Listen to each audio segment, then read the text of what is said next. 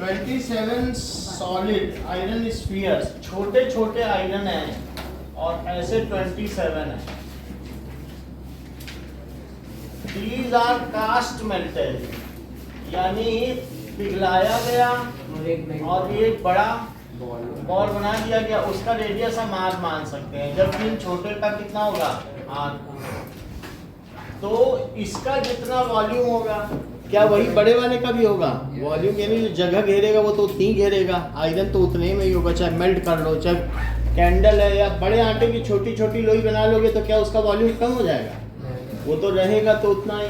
तो उसी तरीके से 27 into volume of one small sphere is equals to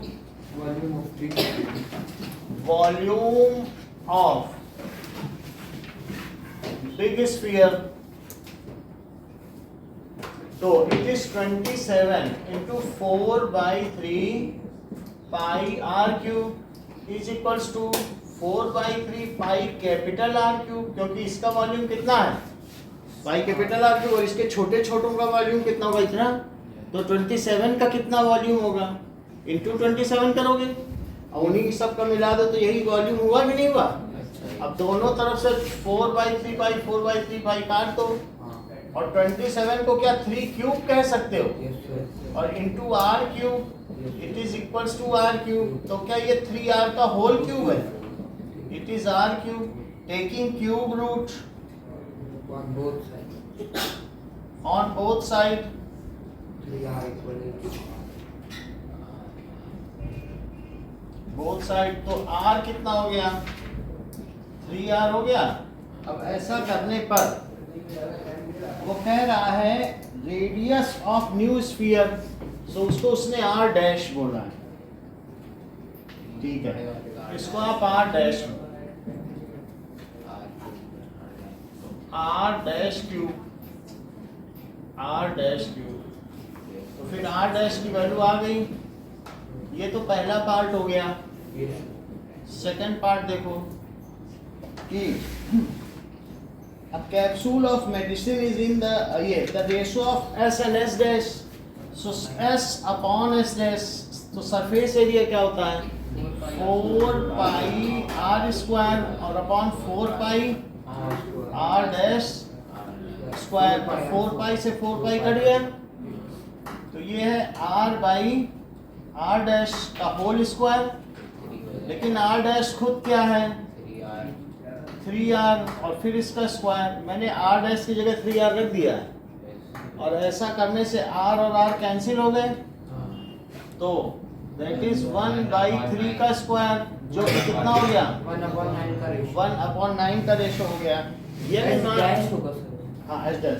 तो सरफेस एरिया में अगर रेडियस 3 गुना हो तो उनके सरफेस एरिया में क्या रेशो होगा 1:9 और उनके वॉल्यूम में क्या रेशो होगा 1:3 बताओ 1/27 क्योंकि फिर उसका 3r का क्यूब होगा ना, ठीक है, तो 4/3 पाई r क्यूब, तो r cube upon r dash cube, तो r by r dash cube ये होगा कि नहीं होगा। और r डैश की जगह क्या रखोगे 3r, फिर जब क्यूब होगा r तो कट जाएंगे और 1/3 का क्यूब करोगे तो कितना हो जाएगा 1/27, ठीक है। जैसा आप लोगों ने अर्थ के बारे में देखा था, अभी अर्थ का भी कराते हैं। नेक्स्ट देखिए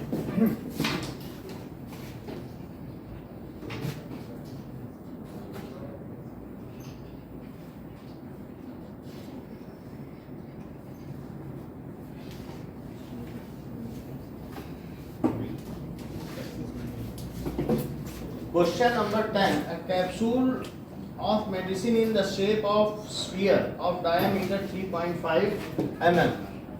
So, ये दिया गया है diameter 3.5 mm का है और sphere का है, बस इसमें कितनी मेडिसिन आ सकती है। ऐसे छोटी छोटी गोलियां नहीं होती हैं मेडिसिन की, कैप्सूल की, स्फेरिकल गोलियां देखी हैं जिसमें कॉड ऑयल या मछली का तेल रहता है किसमें, तो ऐसे ये 3.5 mm की है और ओके डायामीटर 3.5 mm है, तो आपसे पूछा जा रहा है इसमें कितनी मेडिसिन आएगी। तो रेडियस क्या हो गया, d/2, दैट इज 3.5/2, इतने mm। सो वॉल्यूम कितना आ जा इसमें हो सकता है, वॉल्यूम ऑफ मेडिसिन या powder, it is equal to 4/3 pi r³। तो 4/3 इंटू 22/7 और into 3.5/2 into 3.5/2 into 3.5/2, answer sheet जमा कर दिए त्रिशु। अब 7 से इसको कट करेंगे तो क्या होगा, बोलो, पता नहीं क्या क्या मतलब 0. अच्छा, और अब इसे 0.5 हो गया, तो ये दो 2 इस 4 से चले गए और इस 2 से इसको किया तो 11 आ गया, और 11 इंटू 0.5, बोलो कनिष्का, 5.5। तो 5.5 तो ये हो गया, लेकिन आप ये अमन बताओ, बहुत बार कर चुके हो, 3.5 इंटू 3.5, हाँ 12 पॉइंट, क्योंकि ये सब तो रटा है नहीं, तो मतलब 8th के भी बच्चे खूब करते हैं 35 का स्क्वायर, तो दैट इज 12.25 और अपॉन 3, ये देखिए। सो अब इन दोनों का मल्टीप्लाई करो,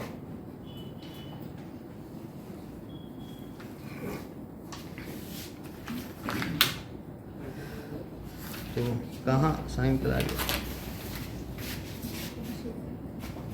6 7 3 7 6 7 डेसिमल लगा 6 7 बताइए, हम कहाँ डेसिमल लगा, 6 7 डेसिमल 3 7 5। अच्छा चलो 5 3 का तो दैट इज 22.13 है, तो 4 और फिर 17 है, तो 5 और 8 इतना लिख देना चाहिए, दिस मच mm³।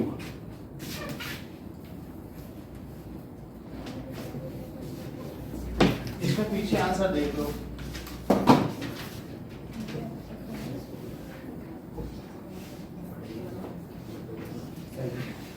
हम्म 22.46 ठीक है। Millimetre approx.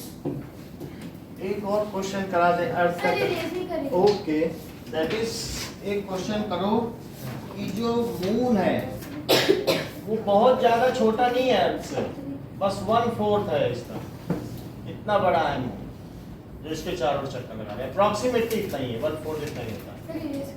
ओके, तो ये मान लीजिए ये रेडियस ऑफ अर्थ है और ये रेडियस ऑफ मून है, ठीक है।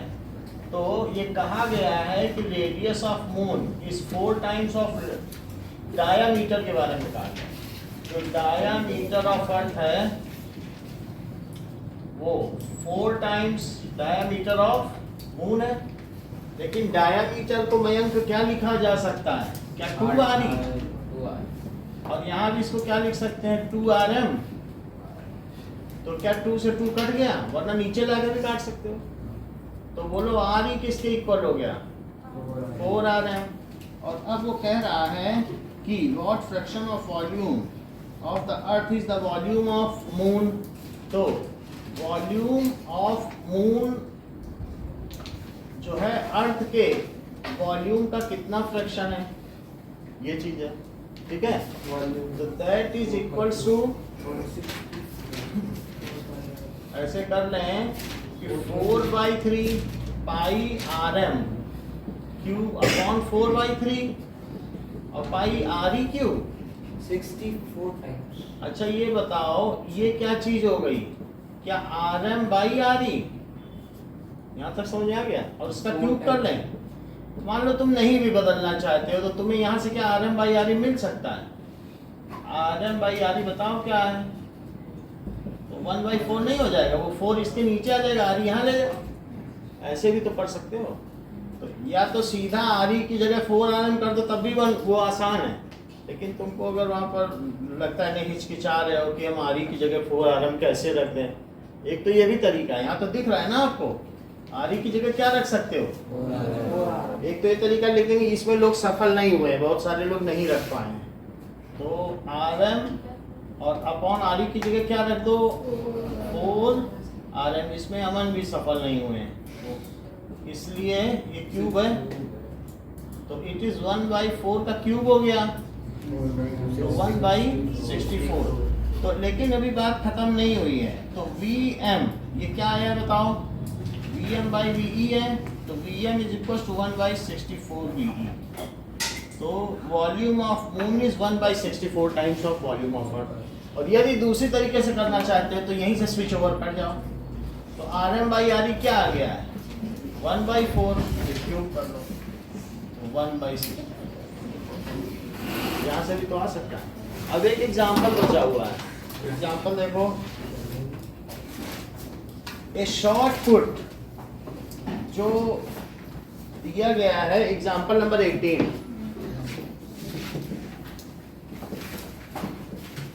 तो उसका रेडियस 4.9 सेंटीमीटर है,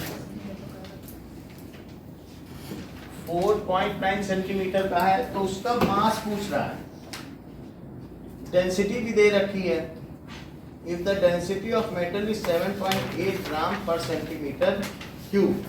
तो पहले तो मैं वॉल्यूम निकाल लूं, रेडियस 4.9 सेंटीमीटर है, तो वॉल्यूम इज 4/3, ठीक है, वॉल्यूम ऑफ स्फीयर, ये गोली में जो डाले जाते हैं छबड़े, उन्हीं को शॉर्ट पुट कहते हैं।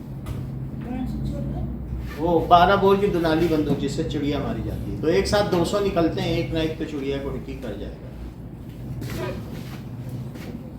तो पाई आर क्यूब, तो 4/3 इंटू 22/7, और आर कितना है 4.9, 4.9। क्योंकि मैं एयर फोर्स में था ना, तो वेपन शूटर का काम होता है कि बर्ड शूटिंग, कई बार तो बर्ड शूटिंग करनी पड़ती है। हाँ भाई, डॉग शूटिंग भी करनी पड़ती थी, 50 कुत्ते मारने पड़े हमको जीवन में,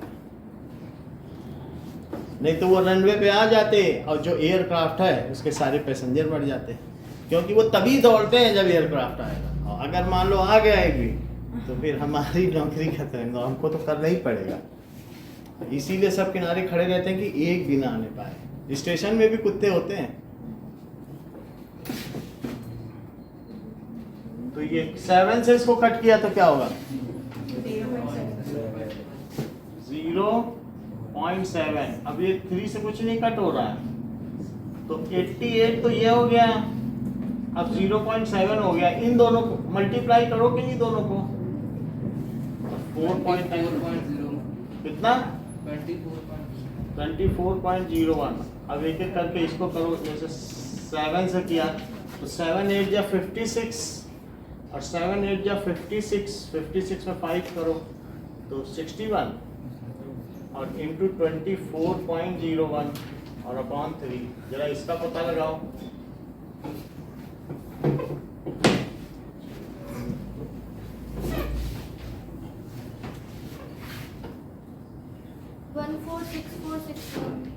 कितना जानती हो, कितना बताया मैंने 1464, तो 6 से किया मतलब 24 में सही है ये 1464 तो 6461 कितना ही होगा। देखो एक बार, मुझे गड़बड़ लग रहा है, एक डिजिट और आना चाहिए। लास्ट में तो 6 होना चाहिए, तो इनका ही कम कर पकड़ ले अब।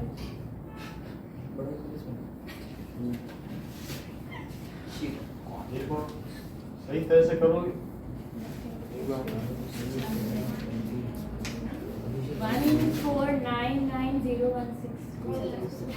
1499 ये ज्यादा उचित मालूम पड़ रहा है। 14016 अब इतना ठीक है, हाँ यही है, सही है ना। 3 से करो, 3 4 या 12 29, तो 3 9 is 27 और फिर 29 तो 3 9 is 27, 20 बचा, 3 6 या 18, 21, तो 3 7 या 21 और 2 इतना आ गया वॉल्यूम। तो दिस मच सेंटीमीटर क्यूब। और आपको मालूम है डेंसिटी क्या होती है उत्कर्ष? Mass upon volume.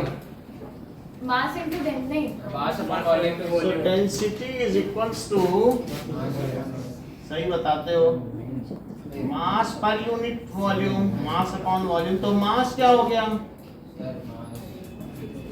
मास से ये इनका मल्टीप्लाई कर दो, अच्छा डेंसिटी इनटू वॉल्यूम।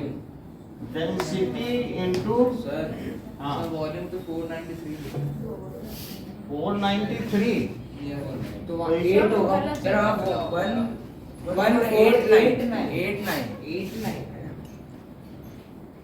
9 है तो 1 अभी हो गया, फिर से करो। 3 4 is 12, 28, 3 9 that 27, फिर 19, तो 10, फिर ये 3 हो गया, ठीक है, और 3 और फिर 0 और 5 ये आ रहा है सेंटीमीटर। अब देखिए डेंसिटी क्या दी है, क्या 5.6 ग्राम पर सेंटीमीटर क्यूब, 7.8 ग्राम पर सेंटीमीटर क्यूब, और मल्टीपल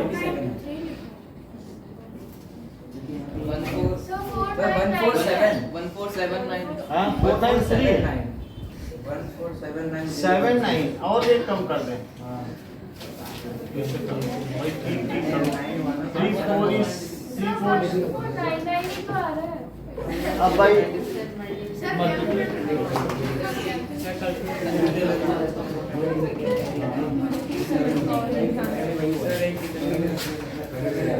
हाँ सर 7 आई 7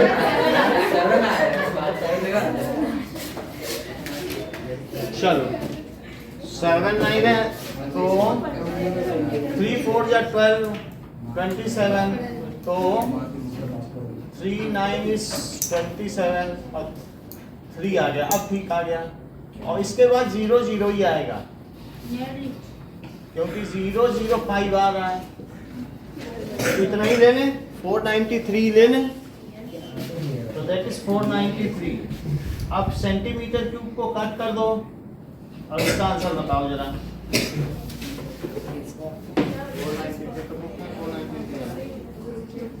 बुक में 3800 ठीक है, इसी से आ जाएगा 3845।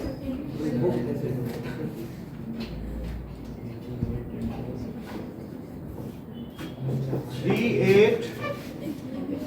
845 पॉइंट कितना आ रहा है? 44 ग्राम। अगर हम इसे केजी में बदलना चाहें तो 1000 से डिवाइड कर दें तो 3.85 केजी। 5 से इसको आप चेंज कर लो, ठीक है, राउंड ऑफ कर दो, सही है।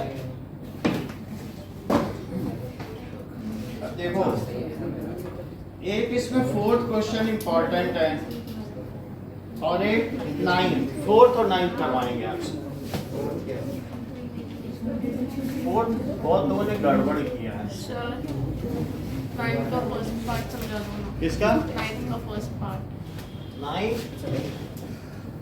9th में 27 छोटे छोटे सॉलिड्स हैं, ऐसे बहुत सारे स्फीयर्स हैं और उनको कास्टिंग करके एक बड़ा स्फीयर बनाया गया, जो बोलो क्या है? R डैश, और ये क्या है? तो बताओ 27 into volume of small sphere is equals to volume of large sphere. बताएं, इनका जो वॉल्यूम होगा उसी का तो ये वॉल्यूम होगा।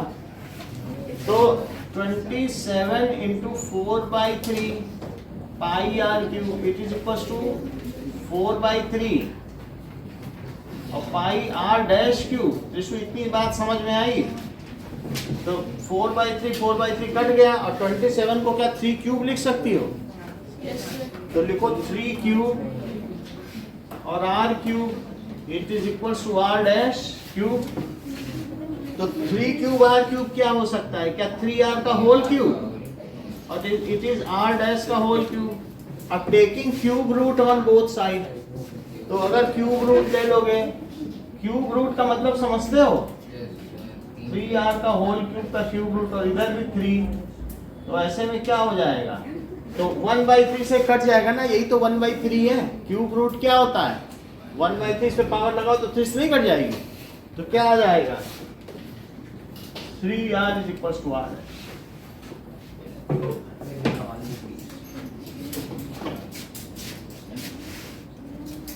तुम इतने दिन से कहाँ चली गई थी? कहाँ है तुम्हारा गांव? बुला लाया कहाँ है? वहाँ आम के पेड़ हैं।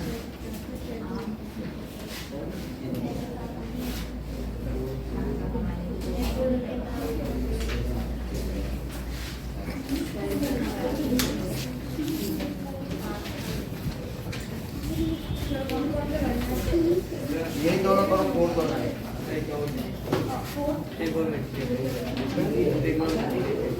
ट्रिग्नोमेट्री तो अलग से पढ़ाएंगे, इन लोगों को समझ में नहीं आएगी। अलग से कराना पड़ेगा, सबको आ जाएगी, अलग से कराएं। कम से कम 2 क्लास चाहिए उसके लिए। ट्रिग्नोमेट्री 10th का सब्जेक्ट है।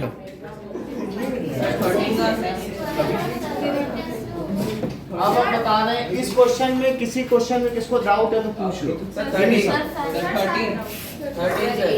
डिस्कस कर लेते हैं। हाँ ओके, बात तो करें। Okay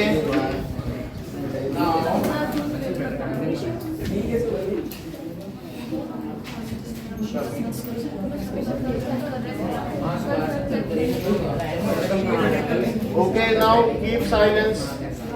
First question. Rationalizing the denominator 1/√5. चंदन बात कर रहे हो आप, फिर कैसे चलेगा? तो इसको रेशनलाइज करो। √5 माइनस √2 और √5 माइनस √2, तो नीचे क्या हो जाएगा? √5 माइनस √2 अपॉन 5 माइनस 2, तो √5 माइनस √2 अपॉन 3। सेकंड क्वेश्चन देखो, ठीक है? तो ऐसा कोई ऑप्शन होगा तो करेक्ट होगा। Second, 419 is the solution of equation y is equals to ax plus 3। इसका क्या सॉल्यूशन है?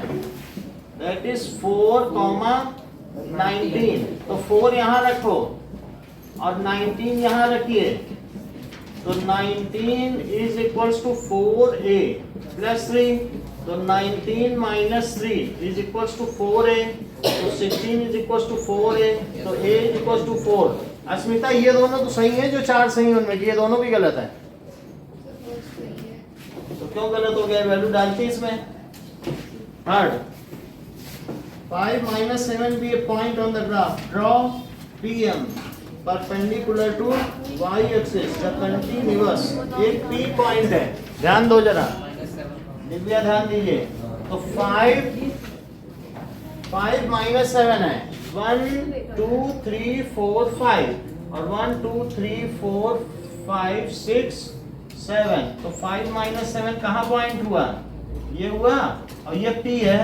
अब इससे y एक्सिस पे परपेंडिकुलर डालो, draw PM perpendicular to y axis. तो मैं P से डाल रहा हूँ, देखो ये पड़ गया परपेंडिकुलर।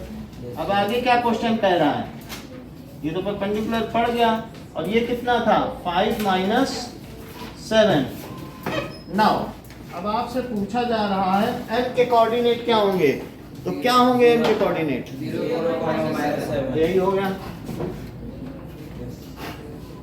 फोर्थ देखें, that is to draw a histogram. अगर हम इसको रिप्रेजेंट करना चाहते हैं तो द एडजस्टेड फ्रीक्वेंसी फॉर 25, सभी में कितने कितने का इंटरवल है बताओ? 5 का, लेकिन 25 45 में क्या करेंगे बताओ? तो हम उसके लिए क्या करते हैं? Follow that is the height, कोई भी जो है हाइट ऑफ बार हिस्टोग्राम, यही तो निकालते हैं। तो हाइट का क्या वो है फार्मूला।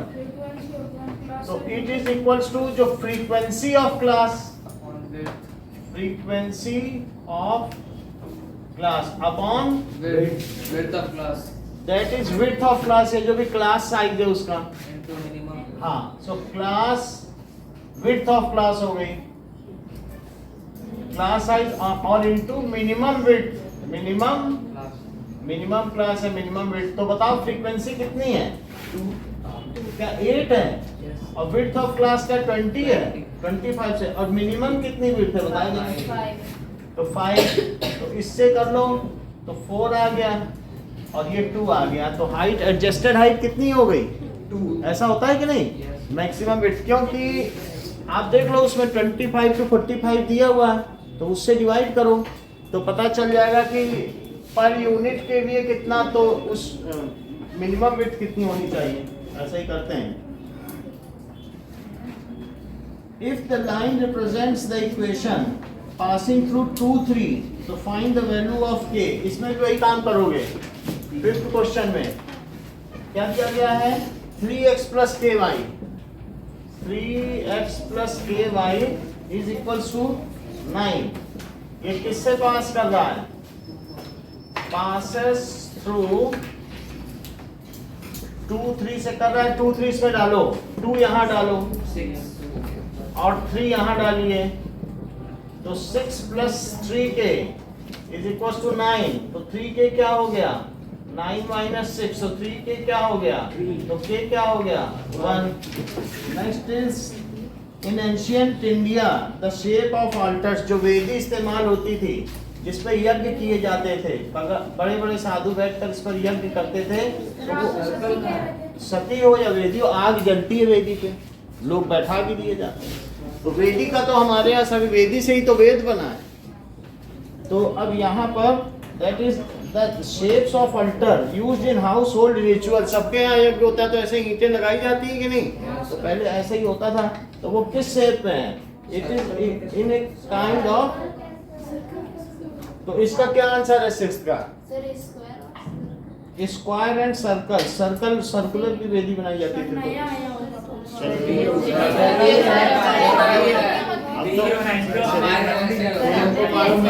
स्क्वायर में भी ईंट से बना दी गई, समझ में आया कि नहीं? तो वैसे ही ये फ्रस्टम है। This is frustum of pyramid. हमने उसी टाइम बताया था, ये पूरा पिरामिड नहीं, ये उसका टुकड़ा है। फ्रस्टम का क्या मतलब होता है? टुकड़ा। तो हमने आपके ऑप्शंस नहीं देखे थे क्या क्या होते हैं, लेकिन जो भी है, बट आप इसे जान लीजिए, स्क्वायर वेदी भी हो सकती है। ऐसा भी हो सकता है कि वेदी कहीं बनती हो जिसमें आग जलती हो। समझ में आई बात? सर्कल का तो कुछ हमें पता नहीं, सर्कुलर तो नहीं देखे। जो भी है, ये क्वेश्चंस आए हुए क्वेश्चंस हैं और दैट इज एनसीईआरटी के, तो इसलिए कोई बात नहीं। आपको अगर स्क्वायर तो है ना, और सर्कुलर का तो हमने नहीं देखा कहीं पर। पुराने जमाने में होगी तो होगी। चलो 7th क्वेश्चन देखो।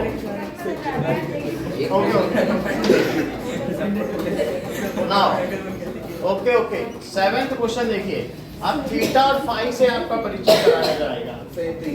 इसको कहते हैं थीटा और इसको क्या कहते हैं?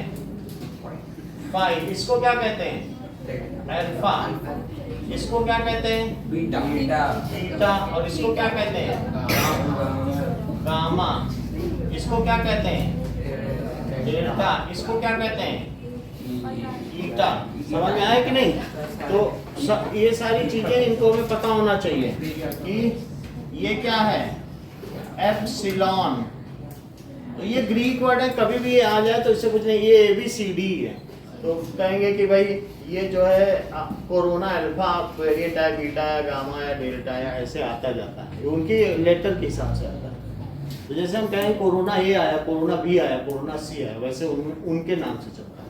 क्योंकि वो बहुत बड़े वैज्ञानिक थे, उनको जब ऑटोमन साम्राज्य ने निकाल दिया था मुगलों ने, तो जंगल में जाके टेस्ट हुई, वो परीक्षण की। बोले भूखे रह जाएंगे लेकिन परीक्षण नहीं छोड़ेंगे। तो यहाँ क्या दिखाया गया है? ये थीटा है और ये फाई है। तो ये बात बताई गई है कि जो थीटा है वो 3 फाई है। ये बताओ थीटा अगर 3 फाई है तो थीटा प्लस फाई क्या है ये भी तो बता दो। थीटा प्लस फाई क्या 180 है? और थीटा की जगह क्या लिखते हैं बताओ? 3 फाई लिखो। देखो फाई एक एंगल है, एक्स मान लो, एक्स और वाई ले लो, तुमको थीटा फाई लग रहा है, थीटा की जगह एक्स ले लो, x is equal to 3 y. कोई लेटर है, सिंबल का कोई कुछ थोड़ी ना कर सकता है, कुछ भी सिंबल दे दे। तो अब 3 phi plus 5 it is equal to 180। तो बोलो 4 फाई कितना हुआ? तो बोलो 5 कितना हुआ? 5 45 हो गया। और अब आपसे पूछा क्या जा रहा है? 5 पूछा जा रहा है। बताओ in which of the following figures the diagonal equal. किसमें डायगोनल इक्वल्स होते हैं? रेक्टेंगल में। तो 8th क्वेश्चन में है रेक्टेंगल। 9th देखिए, इफ x प्लस 1 इसका फैक्टर है, x प्लस 1 फैक्टर है, तो बोलो अगर मैं x1 प्लस 1 को 0 रख दूं तो उससे जो x की वैल्यू आई वही पॉलिनोमियल में डालूं तो रिमाइंडर कितना आना चाहिए?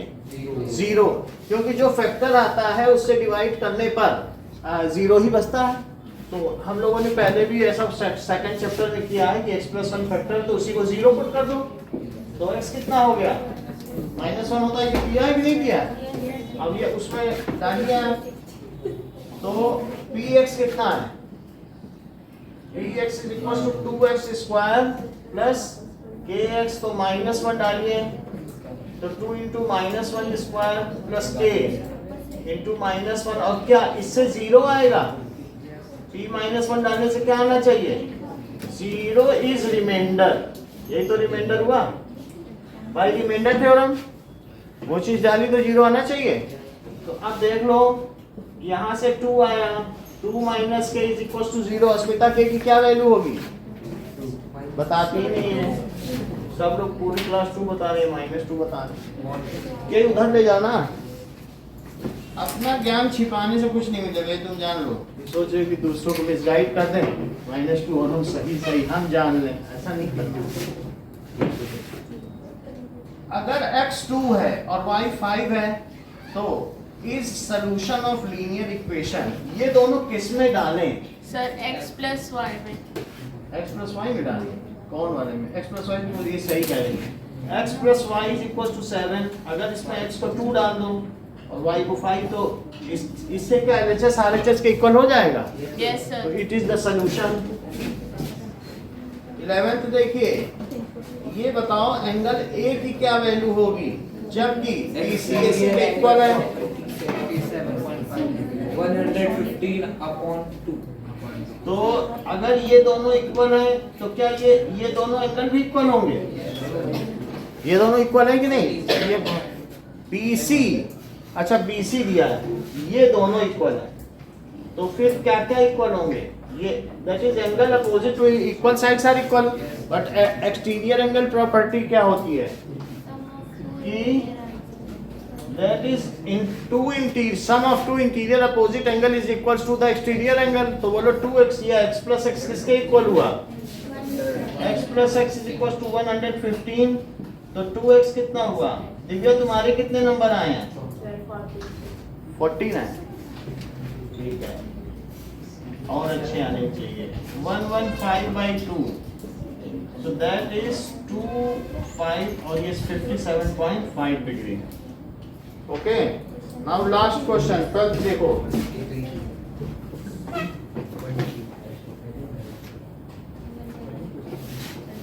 The diagonal of a quadrilateral bisect each other। एक quadrilateral है और उसके डायगोनल बाइसेक्ट कर रहे हैं, ऐसा तो पैरेललोग्राम में होता ही है। क्या डायगोनल बाइसेक्ट करते हैं इसके? ये इसकी प्रॉपर्टी भी है। और ये बताया गया है कि A अगर 45 है तो B कितना होगा? A, ये इसे A ले लो, ये 45 लग भी रहा है। A B C D। अच्छा ये बताओ कि ये जो डायगोनल होगा सुहाना, क्या वो एंगल बाइसेक्टर भी होगा? तो सर पैरेललोग्राम नहीं ले सकते क्योंकि 8th क्वेश्चन में पैरेललोग्राम हो जाएगा। डायगोनल बस अगर बाइसेक्ट करें तो पैरेललोग्राम है। अब इसमें और फीचर जुड़ते जाएंगे तो कभी रोम्बस भी हो सकता है, कभी कुछ भी हो सकता है। पैरेललोग्राम अगर डायगोनल बाइसेक्ट कर रहे हैं एक दूसरे को तो दो चीजें हैं, इक्वल तो नहीं है ना, बस बाइसेक्ट कर रहे हैं। तो अब जैसे सुहाना ने बता दिया सर ये पैरेललोग्राम की खूबी नहीं है कि उसका जो ये एंगल है वो इसके इक्वल हो। बहुत बड़ी बात कही सुहाना ने, हम लोग भी इसे समझाएं। ऐसा इन्होंने क्यों कहा, ये देखो जैसे पैरेललोग्राम है तो इन्होंने खुद ऐसा बना लिया।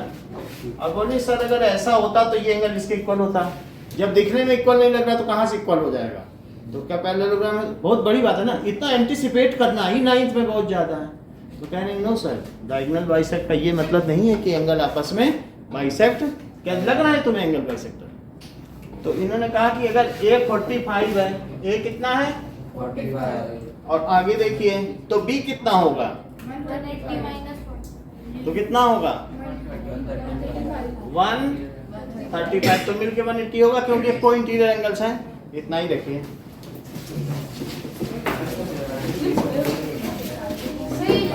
हाँ बाकी दे दें जो लिए हैं। अभी अभी किसने लिए बुकलेट और एक क्या, हाँ एक बुकलेट और किसके पास है जो यहाँ से लिए, 4 थी ये आपकी है, आपको good evening sir. Good evening बेटा।